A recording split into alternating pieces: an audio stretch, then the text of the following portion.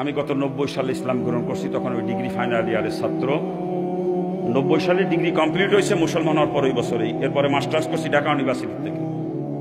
Masters করার পর একটা কলেজে চাকরি হয়েছিল, কলেজের লেকচারার হিসাবে। আবার যখন ইউনিভার্সিটিতে পড়ি তখন বন্ধু বান্ধবের সাথে মিলে একটা প্রাইভেট ল কলেজে ভর্তি হয়েছিলাম। LLBও কমপ্লিট করেছি। আমি কিন্তু কালাকটের ব্যবসা জানি, আমি একজন অ্যাডভোকেট। আমি কলেজে শিক্ষকতা করছিলাম মাত্র 7 মাস। 7 মাস যখন চাকরির বয়স, চরমুনার মরহুম পীর সাহেব আমার কলেজ মাঠে মাহফিল করতে আসছিলেন। ওই দিন হুজুরের বয়ান শুনতে গেছিলাম। ওই সময় পীর মুরিদির ঘোর বিরোধিতা করতাম, পীর মুরিদি পছন্দই করতাম। এরকম বলতাম কোরআন হাদিস পড়বো, বসবো, আমল করবো, তা পীরের কাছে যাওয়া লাগবে কা, এরকম বলতাম।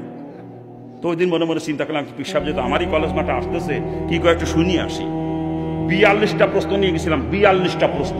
একটা প্রশ্ন করার সুযোগ হয় নাই আমার। বয়ানের মধ্যে অটোমেটিক সমস্ত প্রশ্নের জবাব পেয়ে গেছি আমি। ওই দিনই মরহুম আল্লাহর কুতুবের হাতে বায়াত হয়েছি আমি। ওই দিনই হুজুর দিন পর্দার উপরে খুব গুরুত্ব সহকারে আলোচনা করছেন, একটা হাদিসের ব্যাখ্যা করছেন হুজুর। আর তয়ুসু লা ইয়াদখুলুল জান্নাহ, তয়ুস কখনো জান্নাতে যাবে না, লা ইয়াদখুল কখনো প্রবেশ করবে না। আর হুজুরের ওই দিন বয়ান শোনার পরে সারা রাত আমি ঘুমাইতে পারি না, সারা রাত খালি কাঁদছিলাম। বললাম ডাকিয়া জাহান্নাম থেকে বাঁচার জন্য মুসলমান হয়েছি, জাহান্নামের ভয়তেই খালি মুসলমান হয়েছি, কিন্তু অন্য কোনো কারণে না। হিন্দু অবস্থায় কোরআন হাদিস পড়তে জাহান্নামের বিবরণগুলো পড়তাম, আর অন্তরের মধ্যে কাঁপিয়ে উঠতে, আযাব কেমনে সহ্য করবা, তো সহ্য করার মতো না। যখন জাহান্নামের আযাবের ভয় অন্তরে পয়দা হয়েছিল, তখন পাগলের মতো হয়ে গেছিলাম যে কেমন বাঁচবো এই আযাব থেকে, আমি কেমনে বাঁচবো। তখন কিসের মা বাপ, কিসের আত্মীয় স্বজন, কিসের অর্থ সম্পদ, কিসের নেতৃত্ব কর্তৃত্ব, কোনো কিছু আমাকে আটকে রাখতে পারে নাই। সবকিছু লাথি মারে ফেলাই তুই বের হয়ে চলে আসছে। জাহান্নামের ভয়তে মুসলমান হয়েছি, ইসলাম গ্রহণ করছি জাহান্নাম থেকে বাঁচার জন্য, অন্য কোনো কারণে না। ওই দিন হুজুরের বয়ান শোনার পরে চিন্তা করতেছি যে এই জাহান্নাম থেকে বাঁচার জন্য মুসলমান হইলাম, আবার আমি এখন কলেজে যুবতী মেয়েদেরকে পড়াই, আমি তো দয়ুসে, আমার তো জাহান্নামেই যাওয়া লাগবে।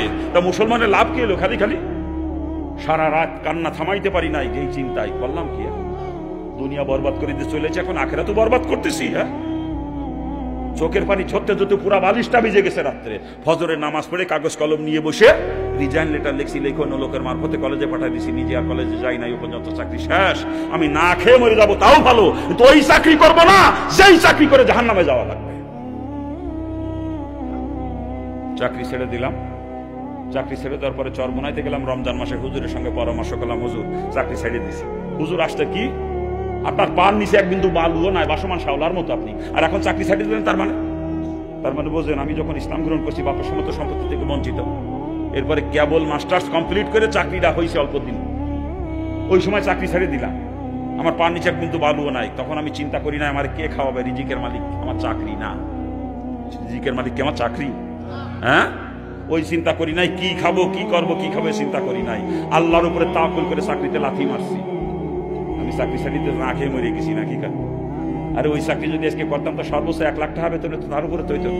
কিন্তু ওই চাকরি ছাড়ি দিয়ে মাদ্রাসায় গেছিলাম বুঝলে, মাদ্রাসার বারান্দাতে কিছুদিন ঘোরাঘুরি করছি বুঝলে, আল্লাহ মাসে 14-15 লক্ষ টাকা হাতে দেয়।